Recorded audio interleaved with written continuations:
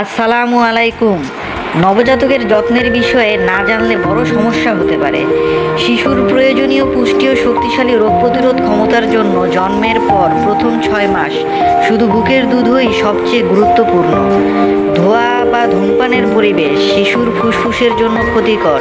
কাশি, শ্বাসকষ্ট, অ্যালার্জির ঝুঁকি বাড়তে পারে।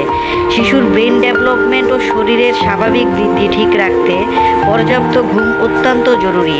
বেশি কাপড়ে শিশুর শরীর অতিরিক্ত গরম হয়ে ঘাম, অস্বস্তি ও র্যাশ হতে পারে।